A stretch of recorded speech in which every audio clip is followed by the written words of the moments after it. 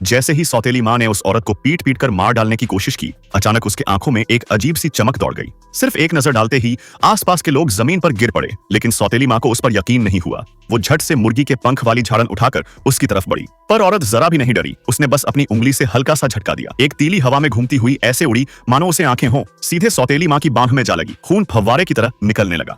मौजूद सभी लोग डर के मारे कांप उठे, लेकिन ये तो बस शुरुआत थी।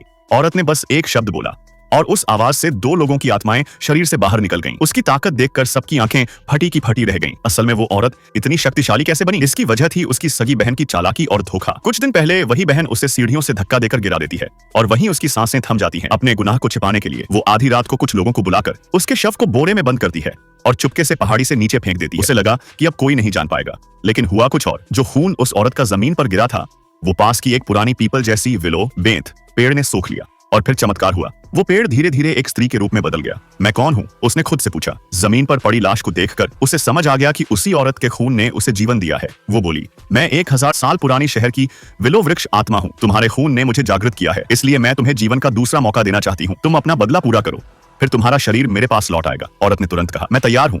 बदले की आग में जलती हुई उसने बिना हिचक मंजूर कर लिया। विलो आत्मा ने अपनी सारी शक्ति और एक अंश आत्मा उस औरत के शरीर में प्रवाहित कर दी। औरत फिर से जी उठी, पहले से कहीं अधिक शक्तिशाली बनकर। उधर उसकी बहन और सौतेली माँ बैठकर यह योजना बना रही थीं कि लोगों को बताया जाए कि वह किसी मर्द के साथ भाग गई। तभी उन्होंने पीछे मुड़कर देखा। वो औरत जो मर चुकी थी दरवाजे पर खड़ी थी। दोनों डर के मारे लगभग बेहोश हो गईं। सौतेली माँ को थोड़ी समझ आई। उसे जमीन पर उस औरत की छाया दिखी। उसने सोचा यह जीवित है। वो झट से आगे बढ़ी और उसके गाल पर एक जोरदार तमाचा मारा, लेकिन औरत बस हल्का सा मुस्कुराई, जवाब में कुछ नहीं बोली। इससे सौतेली माँ और भड़क उठी। उसने फिर से झाड़न उठाई और उसे बेरहमी से मारने लगी। रिश्तेदार सब खड़े तमाशा देख रहे थे।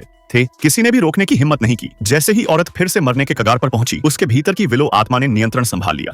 एक नजर घुमाई, पूरा घर सन्नाटे में डूब गया। अब वो पहले जैसी कमजोर और बेबस नहीं थी, बल्कि एक रहस्यमयी और भयानक शक्ति बन चुकी थी। सौतेली माँ को लगा वो कोई नाटक कर रही है। वो फिर से झाड़न उठाकर वार करने बढ़ी, पर औरत ने उंगलियों से एक तीली फेंकी जो सीधी हवा में उड़ी और अगले ही पल सब कुछ राख में बदल गया।